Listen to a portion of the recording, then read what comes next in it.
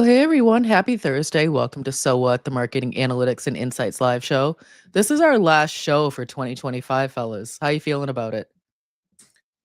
The holidays are dry. That's all.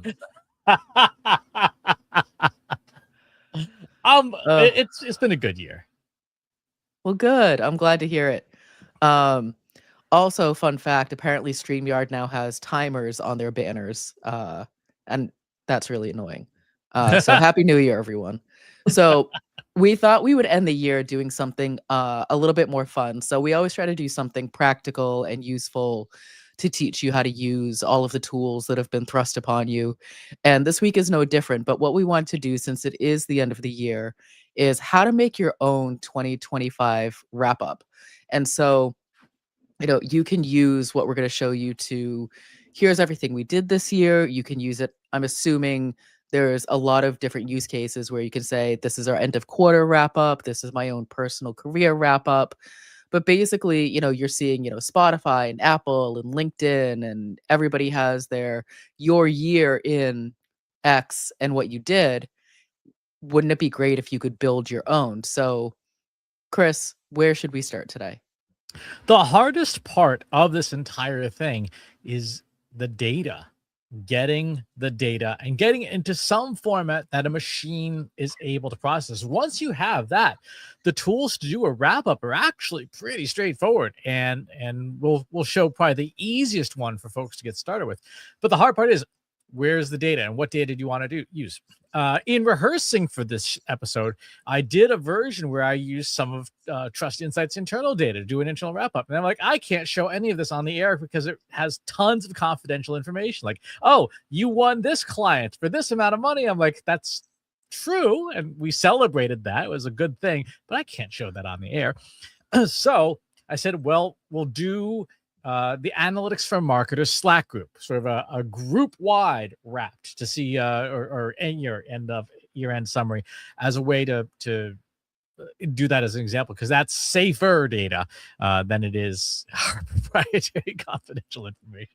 So yeah, first part is you got to get the data. Now, if you are an admin of an environment like that, you can literally just go into the admin portal and hit export the year, and it will just give you a big file. And that's what we did. If you don't have that, then you need to figure out how you're going to get a hold of the data and what you want to use. Say if you wanted to do your own version of LinkedIn Wrapped with stuff that you actually cared about, you could go to LinkedIn, go to your settings and privacy, and say export my data, and then obviously go through the spreadsheets that are generated, bring all the stuff that's 2025 out, and then use that. You could, I don't know how good an idea this would be, but you could go into your email and put all of your emails for 2025 into a folder, export that, put that into a system, and here's the greatest hits of my inbox. Well, I mean, you're sort of like poking fun at it, but there are certain people that, think about like sales, for example, that your KPI is how much outreach did you do? And so if they're not tracking things in a system like a HubSpot or a Salesforce, that is a really good way to get your hands on that data. So think about the KPIs that you're being held to as an individual and where that data might live. So I think email is actually not a terrible use case. It's a matter of the context of what it is that you're looking for. Like, so for John, for example, like your whole role is making those connections and getting the contracts in the door and closing them. So looking at the emails that John has sent, I think is actually not a terrible, like, we're not actually going to do this, John, don't worry. But, it's not a terrible idea, because if we were a larger organization that we're not intimately aware of what we're all doing at all times, it would actually be a great way for John to present like, hey, here's everything I did. Look at all of the cold outreach I did, or look at all of the connections that I made. So therefore now, and it's a great way to sort of say like, hey, and now moving into the next year, here's what I want to make for money, and here are the goals that I want to set. So I just shot down your idea that it was a bad use case. It's not a great use case for something I would do on the air. Yeah.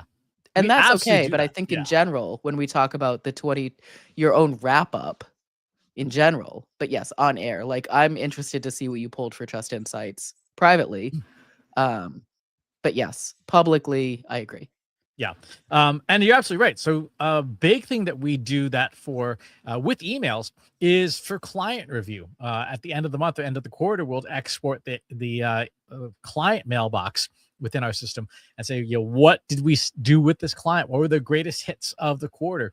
Particularly when you have clients who say on a regular and frequent basis, like, what have you done for me lately? And we can say, here's what's happened. So it's a great way to do that. So let's take a look at we'll walk through an example of how to do this. I will say that again, the data manipulation part is the hardest part. Everything else after that is easy. So we're going to use Slack, the Analytics for Marketers Slack group. When you go into Slack as an admin, you get a zip file. And when you open up that zip file into a folder, you get all of your Slack channels. And then you get a JSON file for every single day of every single channel. And so you get 1,731 files, all nice and neat, put together in one massive folder. This is kind of a pain. If you're going to use a tool like Google Gemini or ChatGPT or whatever, 1,731 files is a lot. However, if you are skilled at the command line, skilled in using a terminal, on most modern computers, you have the ability to process this data to get it glued all together and then put in more manageable chunks. And if you're not sure what your computer has, this is a great opportunity to talk to a ChatGPT or a Gemini or whatever and say, I've got 1,700 files in nested folders. Help me write a command line command that will glue them all together into one text file. So I'm going to go ahead and do that. And we're going to say the input folder is AFM. The output folder is AFM.txt. And now I have one great big honkin' file. This thing is 27 megabytes of text. Y'all were real chatty this year. And if you want to join the conversation, you can go to our free Slack group at trustinsights.ai/analytics for marketers. It is a very chatty group, and it's something that I think that we really take pride on. It's a very engaged group. So I'm very happy to see that. Exactly. Now, here's the problem. If you try and load that file into just about anything, it is going to blow up. I'll give you an example. Let's go into Google AI Studio because you can see just how big that file is. If I just drag that text file in here, AI Studio is Google's developer AI portal. It allows you to have the same access to all the models that in the Gemini ecosystem. 8.7 million tokens. That exceeds the memory of Gemini. It can't process that. There's no AI model on the market that is generally accessible that can process that much information. So, as ridiculous as it sounds, we now need to take that big file and split it into smaller files, but fewer smaller files. We started with 1,700 files. Again, using the commands that are available built into your computer, we're going to say, let's split this into files of 20,000 lines each, which is about, for most plain text, it's going to be about 1 megabyte. We're going to take AFM text and we're going to, let's see, what is the command to do? Oh, the initial suffix .txt. So while Chris is doing that, I think it's a good opportunity to remind people that this is why you always want to do some semblance of requirements before you start exporting things and putting it into other systems. And so, Chris, one of the things I noticed that when you exported the data from Analytics for Marketers, it exported everything, every channel. I would argue that we wouldn't necessarily need to look at the data from every single channel. I know that there's a few channels in there that are for specific uses that we don't necessarily need to bring in. So, I think that that's why you would want to at least have a user story. So, as the admins of Analytics for Marketers, we want to know what the top conversations were for 2025 so that we know how to engage with our community in 2026, for example. Having some kind of requirements is going to help focus down the data that you're looking at, because we all have a lot of data. It can get really unwieldy. John, Mr. Chatterbox up here, probably has the most data of all of us. So we want to make sure that he's focusing down his conversations so that we can do justice for his 2025 wrap up. All right, so we end up with 35 files. Each file is about 800 kilobytes. That's a lot more manageable. 35 files is something that Gemini still can't handle because it's the same amount of text, but it's split up into pieces. So we would use a tool like Notebook LM.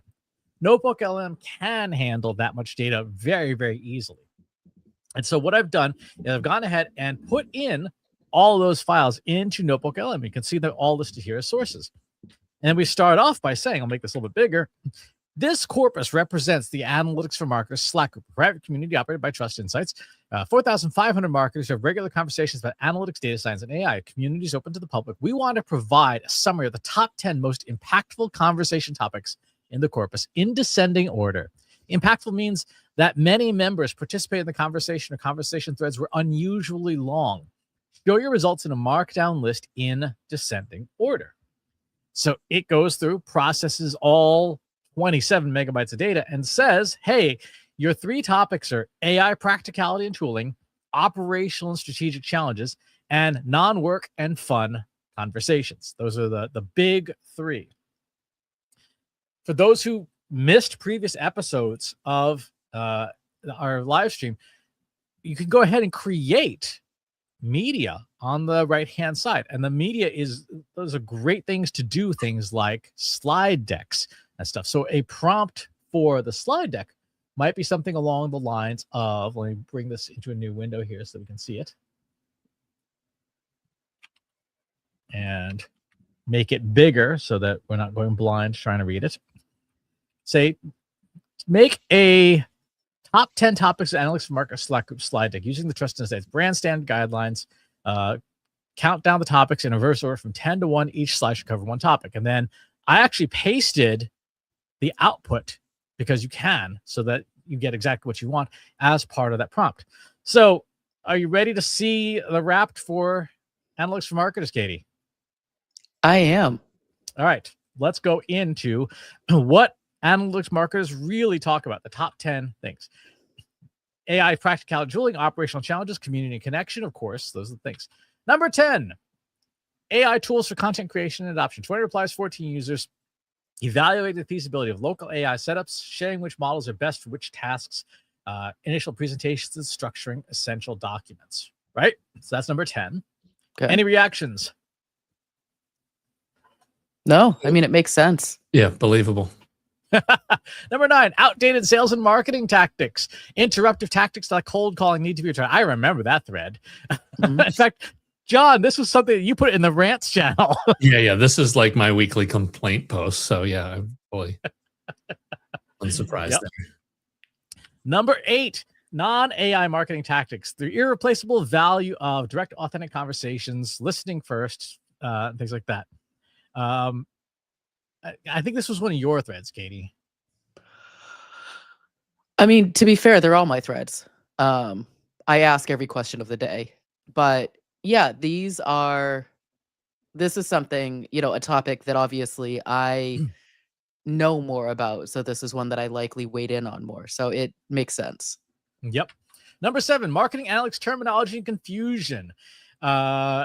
Frequent confusion between different terms, differences between metrics and KPIs, frustration with Google's inability to name any product sensibly. Yep. That also sounds correct. Yep.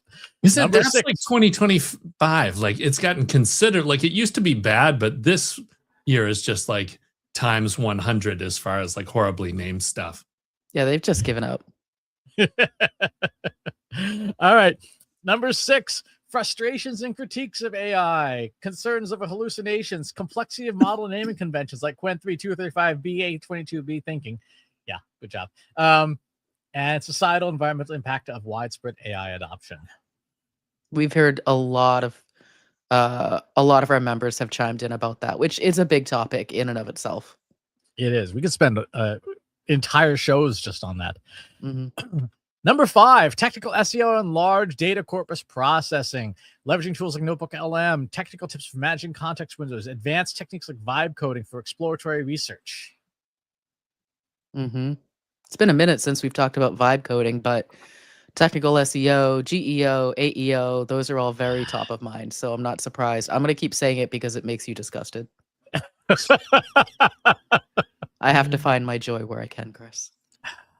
Number 4, AI automation tooling and implementation challenges, workflows, automation, core technical problems, agent to agent, and tools like Opal and Claude's agents. Yeah. I mean, I'm definitely seeing a theme, and I'm sure it has a lot to do with the types of questions that we ask, because we want people to respond with their shared experience. And a lot of times, the shared experience is, I'm struggling with this thing. Can somebody help me do it? Or does anybody have their version that will help me? Exactly. Number 3, the Great Thanksgiving Side Dish Debate. So we did have a comment. None working fun. I thought the Friday question of the day would crush all of the topics. We are seeing, I'm guessing it's the top 3.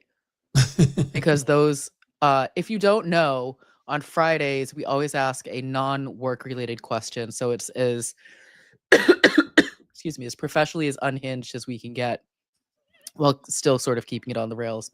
And people in this community love to debate things about food specifically, which is hilarious. So if you want to ever join those, again, it's free to join. Trustinsights.ai/analytics for marketers.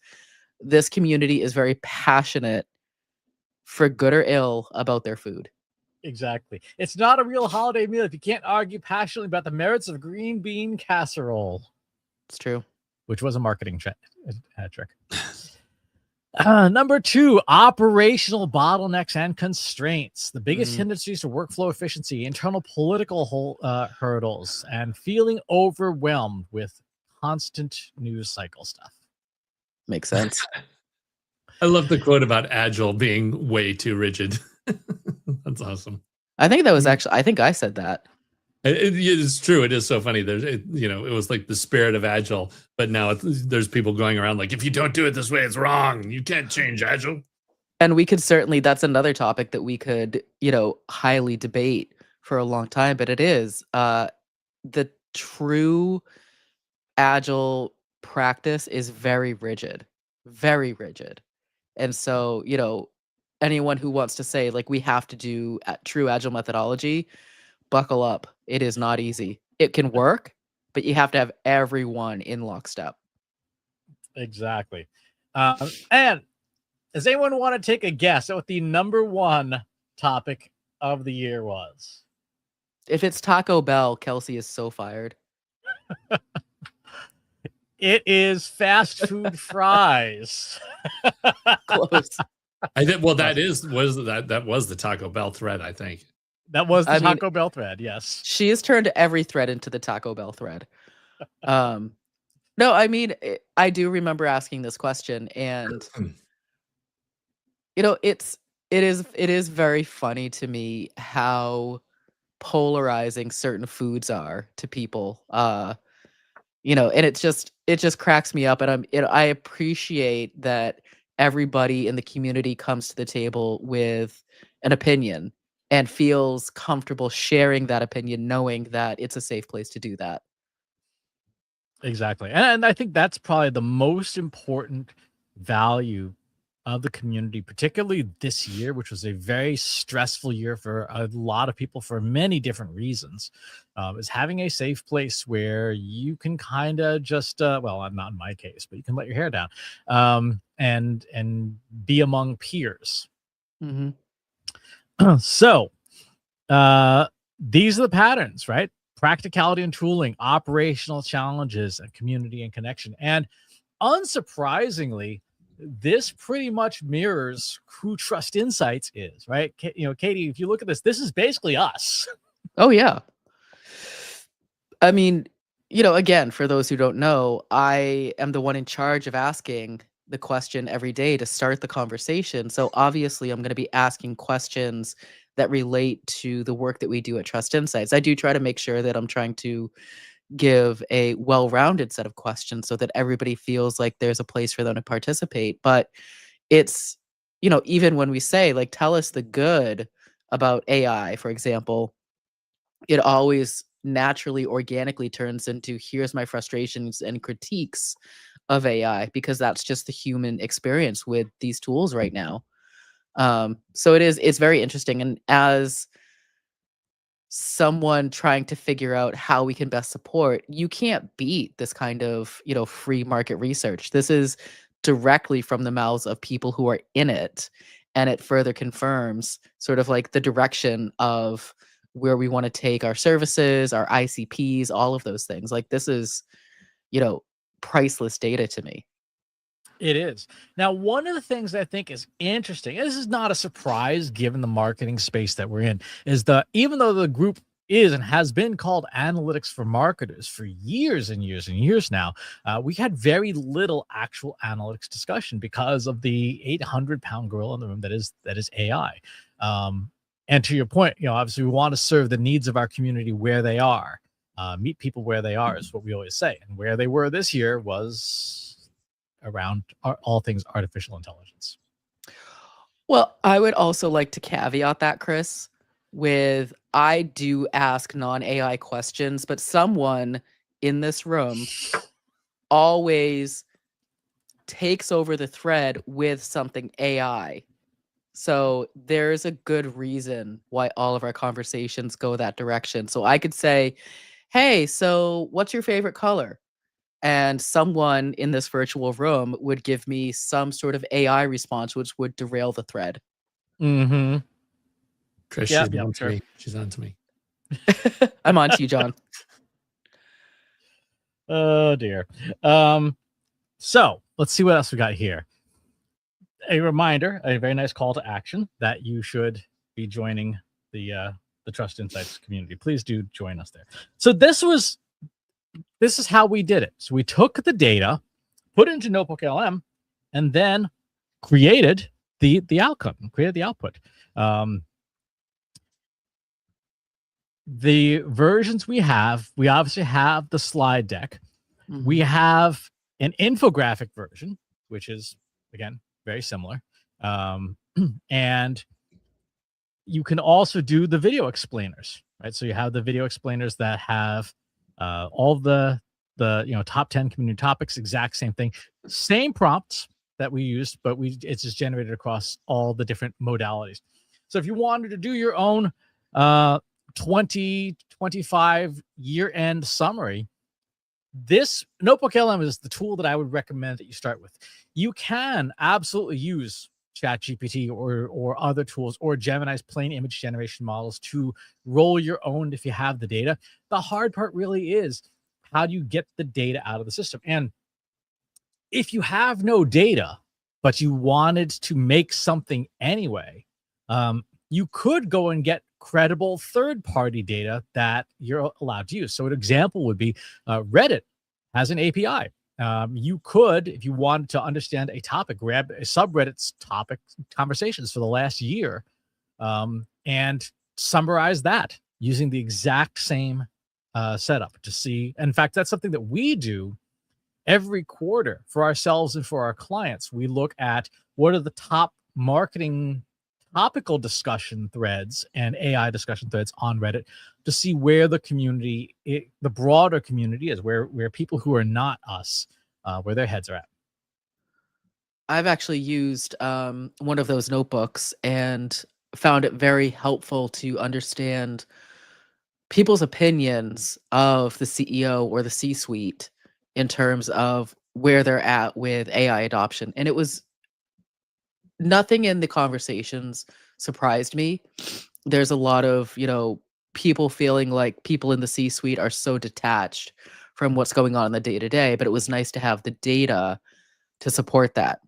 Now, coming back to analytics for marketers, I can see a lot of other ways that you could be using this data. So if you run a community where you want to promote engagement or you're looking for your ambassadors, you could probably ask questions of your notebook to say like, who are the, top 25 most engaged community members, or, excluding the Friday questions of the day, which obviously skews the data because those tend to be more popular, or what are the non-AI topics that were sort of bubbling to the top, so that you could sort of look at it a lot of different ways, depending on what your outcome is. So for us, we can use that infographic as a social post to remind people, hey, this is a great place to come and have conversations.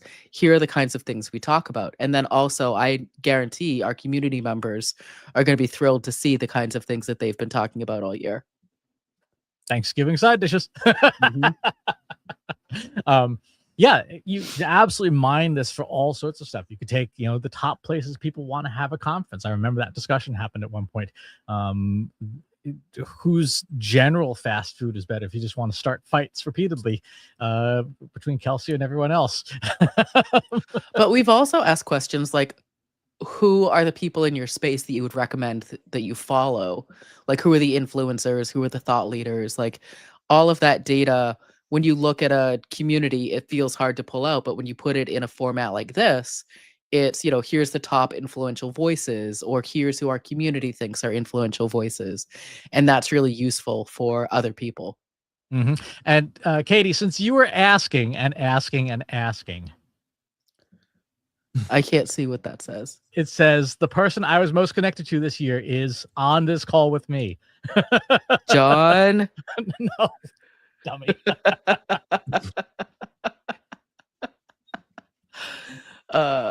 Well, and so if you haven't looked, LinkedIn has also sent out their version of 2025 Wrapped, and so it shows you like the emoji that you use the most, or the reaction, how many new connections you have, and then it also shows you the person that you connected with the most. And unsurprisingly, Chris and I connected with each other the most on LinkedIn, which comes as a shock to everybody. Exactly. So in addition to, one of the things that is kind of a hidden trick with doing this kind of summaries, if you have the technical capability, plain text is great. And I would say plain text is what you should provide. But if you can, Notebook LM, lest we forget, is a Google product and is powered by Gemini. And in fact, it is powered by the brand new Gemini 3 Flash now, which came out yesterday. Which means that it has all of Gemini's strengths and weaknesses. One of which is that it is very good at reading, it's called JavaScript Object Notation, or JSON.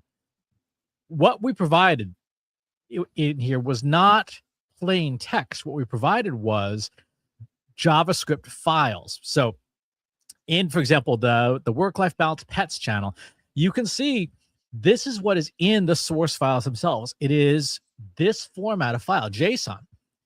What that means is that a tool like Notebook LM can read this data with a good deal more accuracy, because it's like a spreadsheet, but in a version that it is capable of reading. We cover this, by the way, in our prompt engineering course and our generative AI use cases course. But JSON is easy for Gemini to read and understand, and it does a better job of doing basic operations like tabulating. They're saying, hey, here's who said this, because it's structured data. And so if you're going to do these kinds of wrap up things for yourself, do remember, if you can, provide it in that format, because it will do great with it. So could you export data and then bring it into like a Google Colab and say, can you transform this into a JSON file for me? Yes, and you can even do that in just like regular Gemini, as long as the file doesn't exceed the size of what it can work with. It will actually speak that language well. So, John, to give you more stuff to do, because that's one of my favorite parts of the live stream, is adding to your to-do list, is, when are we going to see the, top marketing over coffee conversations of 2025, or the topics that you covered? Because that's something that I think would be useful. I would imagine that, much like with our analytics for marketers community, the conversation tends to skew towards AI. Do you feel that that's true of the interviews that you've done for Marketing Over Coffee this year?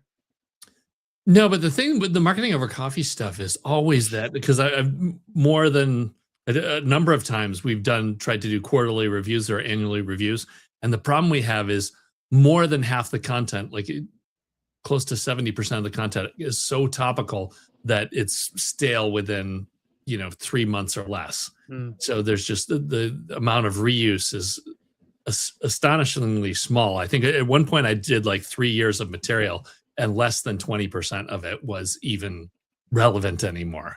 So much of it was expired and just, complaining about MySpace and stuff like that. So there was nowhere to go with it. But yeah, I don't know. That's a good question. Yeah, the marketing over coffee wrap up, it would, pretty much just be lips and stats of like, okay, here's the interviews that did well. Here's the shows, the episodes that hit.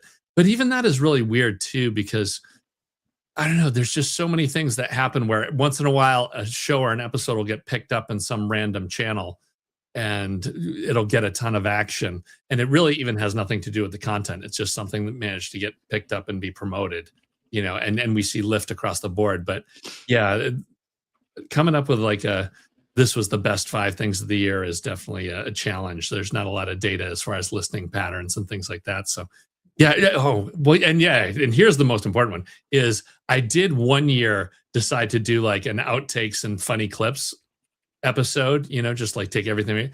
It took so damn long that I was just like, I'm never doing this ever again. Like this is completely, if I want to, make this 500 times the work it needs to be. I guess that's something, if I had all kinds of hours over the holiday, load up 50 episodes and just have it pick the 5 funniest clips. But again, it's the same deal. Like I would be relying on AI's opinion of what's funny. I don't have people clicking the laugh button if I was like Instagram Live or something like that. So it's, I don't know, it's a rough problem to crack.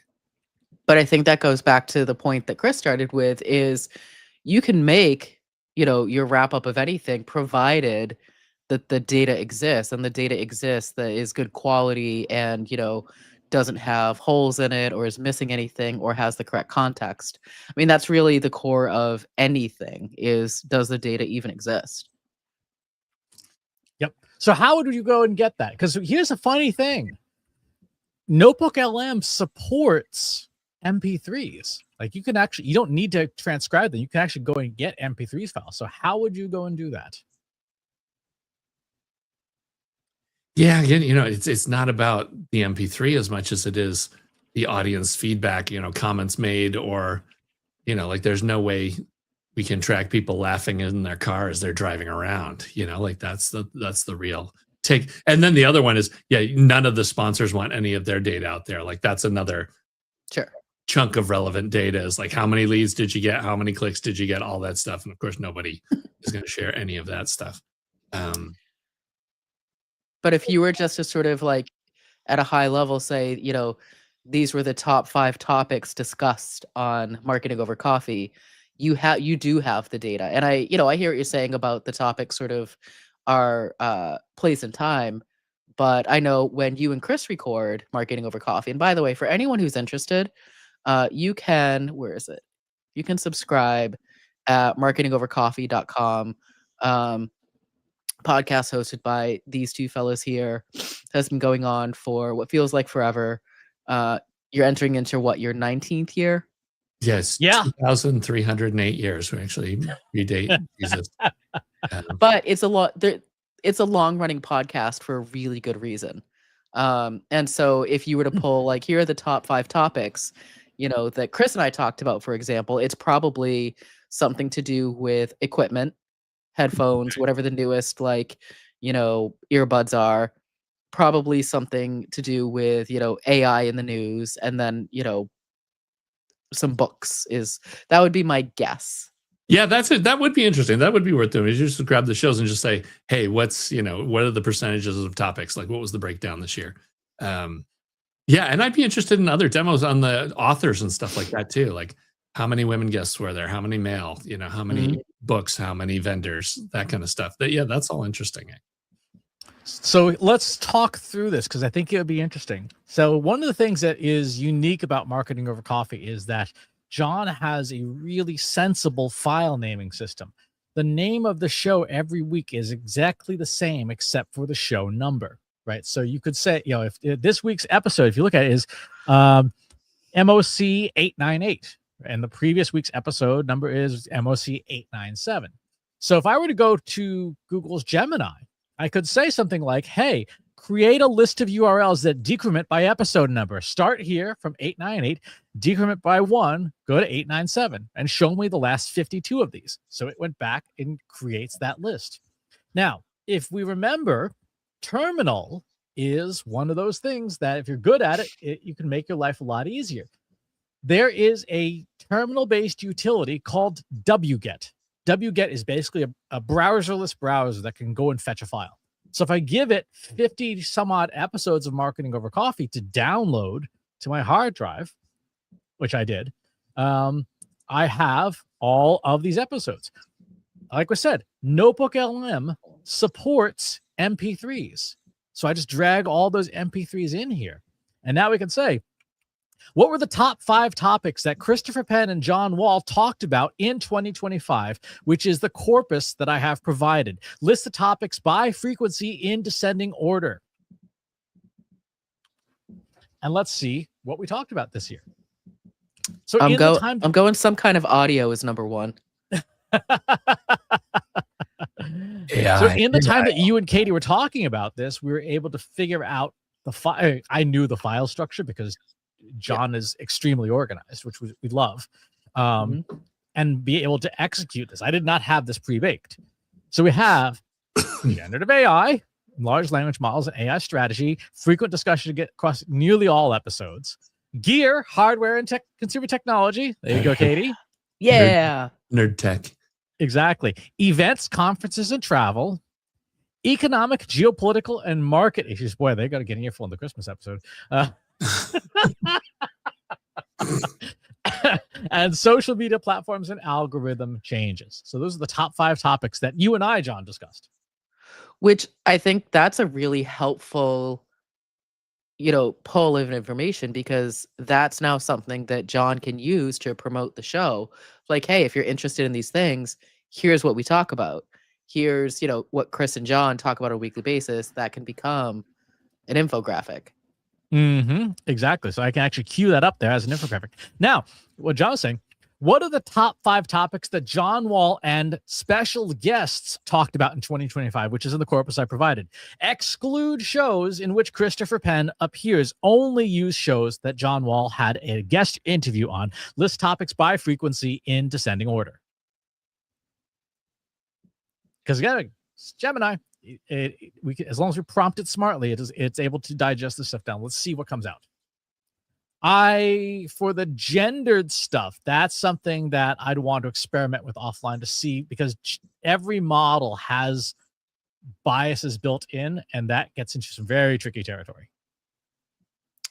In terms of whether or not how many shows did women appear on, how many shows did men appear on, etc., based on people's names, because we don't explicitly say, oh, and my woman guest today is right.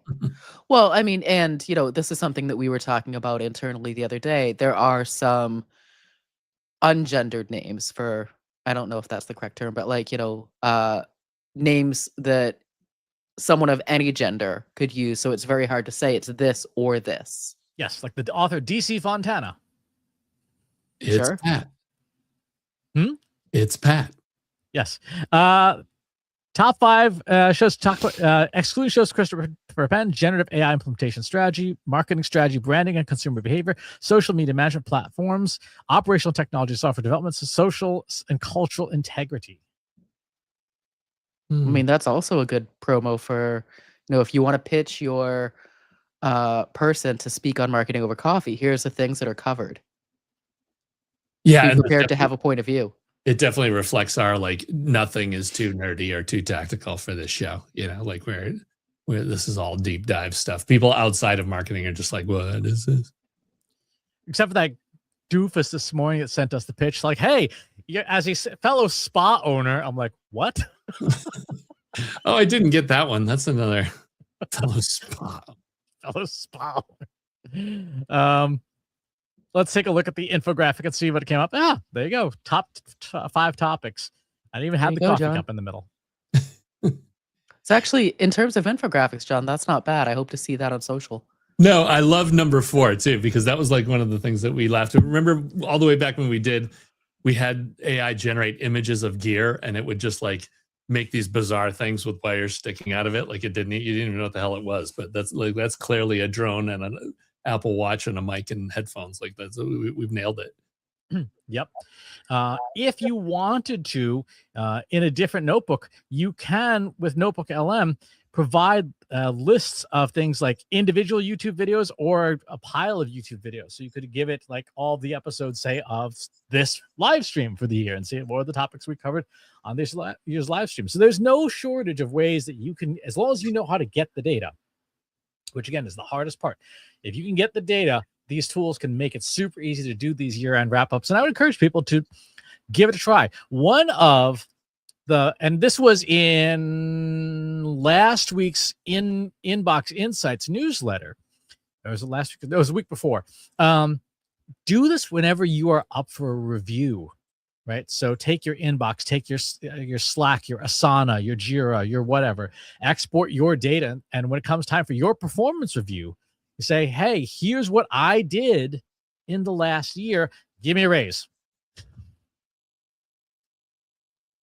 Yeah. Prove your worth. That's just a huge time saver for any annual review process. Exactly. And if you're a manager, maybe consider doing that across your team, because one of the things I know as a terrible manager, one of the things I suffer most is recency bias, remembering the last few things that somebody did and not the whole record from the entire year. Because you normally don't go back and, oh, well, April, you screwed that up. So unless it was really bad. And